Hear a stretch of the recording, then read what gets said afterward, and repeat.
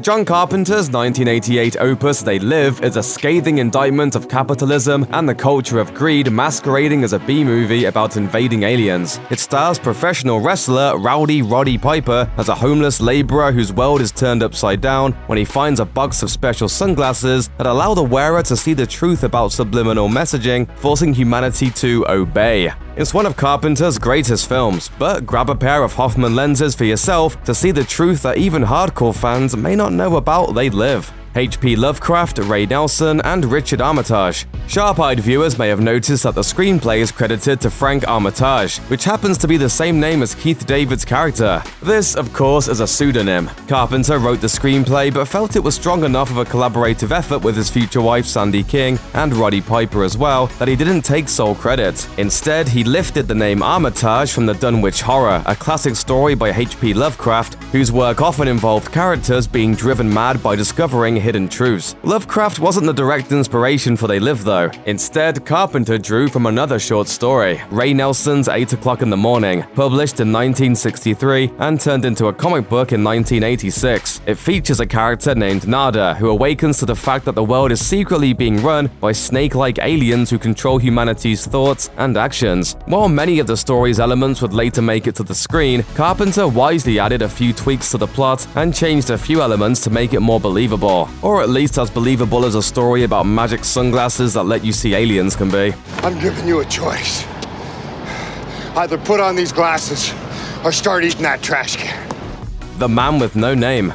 Like the lead character of Nelson's short story, Roddy Piper's character is called Nada because he is meant to be a blank slate everyman. He is given very little backstory and is never referred to by his name in the film even once, with Nada only appearing in the credits. In the years since, though, Carpenter has let it slip that the character's first name is John and that he indeed has an extensive backstory, even if the filmmaker himself doesn't know what it is. I've had a rough couple of days. In an interview, Carpenter revealed that only one man knew Nada's full origin story, Roddy Piper. Before filming, Carpenter asked Piper to come up with a backstory on his own, and further told him to never share what it was with the director, to lend his character more authenticity. True to his word, Piper never went on the record before his untimely death in 2015, meaning that Nada will always be what Carpenter intended, a mystery to everyone, even the man who wrote and directed the movie. The most brutal brawl in cinema history. And nearly 6 minutes long, the iconic alleyway fight between Nada and Frank is one of the most celebrated brawls in film history. It's been endlessly referenced, quoted, and parodied, and it's inevitably brought up as a point of comparison every time new contender for the best fight scene of all time emerges. Oh, man. I'm sorry. With the idea of creating a fight scene that would be completely unique in films, Carpenter turned to stunt coordinator Jeff Amada, whose work can be seen in action movies like Lethal Weapon, The Bourne Ultimatum, and Furious 7, and to Piper, drawing on his experience as a professional wrestler. The result speaks for itself, but David complimented Piper on helping to make the film more realistic, while Piper's assessment of David makes it clear that he's no slouch either. This guy hits like a mule. He's all out of bubblegum.